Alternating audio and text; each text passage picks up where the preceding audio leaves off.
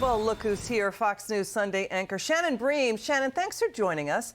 So, Shannon, you've been covering D.C., the Supreme Court. You've been covering what's going on at the White House and Congress for years and years and years. What do you make of Newt Gingrich saying the current scandals in the Biden White House are worse than Watergate? They're deeper and more cancerous than Watergate ever was?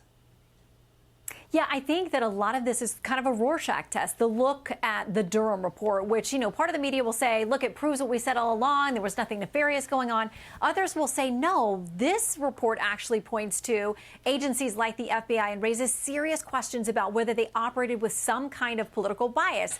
There are questions about the investigations into Hunter Biden. They have been ongoing with the U.S. attorney. The White House has repeatedly said, and the AG, that we're going to keep our hands off with that. Well, we've got buddies and colleagues like Andy McCarthy, a longtime federal prosecutor, who says this is the kind of case where you'd put in a special counsel. It takes the questions out. It takes the appearance of bias out. So why won't they appoint a special counsel? So there are questions about why not do some of these things that may help people feel more confidence that these things will be handled in a politically neutral way. Yeah, that's right. What you're saying, because we haven't seen, we can't recall when we've seen so many IRS and FBI whistleblowers talking about DOJ, FBI, IRS officials stonewalling the criminal investigation in Hunter Biden, talking about Biden family corruption, talking about, FBI documents detailing bribery by Vice President Biden. We haven't seen so many whistleblowers step forward and talk to Congress. I mean, at one point, Jim Jordan said there were 17 of them out of the FBI. Mm-hmm. Yeah, and the tricky thing is you referenced that FBI document that's alleged to exist that may have some allegation by someone that there was some kind of connection with foreign payments to the the current president, but when he was vice president.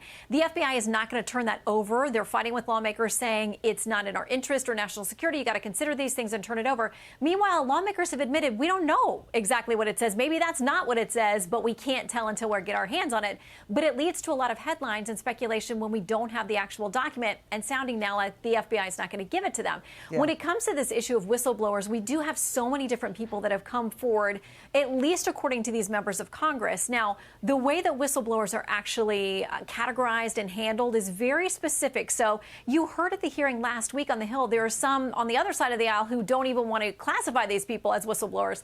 If you do, it kicks in certain protections. There are penalties for harassing or retaliating against them. So when the two sides can't even agree on if there is a whistleblower or not, it just means more combustible debates here in Washington. Well, they treated with kid gloves the government whistleblower on Trump, but now the Democrats are saying, oh, these aren't whistleblowers, they don't deserve protection when there's retaliation against them. And Shannon, by the way, that FBI document, if the FBI is worried about human sources, they could just redact the names. We want to move on to this. What was your reaction when you heard Congresswoman Anna Paulina Luna introduced a resolution saying the U.S. should fine Adam Schiff $16 million for his false claims about Trump-Russia collusion? There was never any proof Trump colluded with Russia to hack Democrat emails.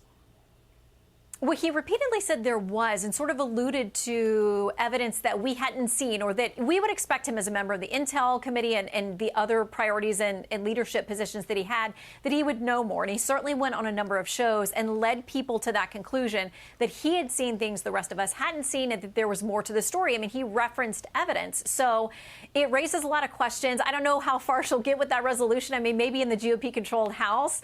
I don't know that it's actually going to lay a finger on him, but it sparks these conversations again about whether he was 100% accurate with the way he was at least portraying or representing what it appeared he knew. Shannon Bream, you're terrific. Thanks for joining us tonight. We really appreciate you spending time with us. Good to see you. It's good to see you.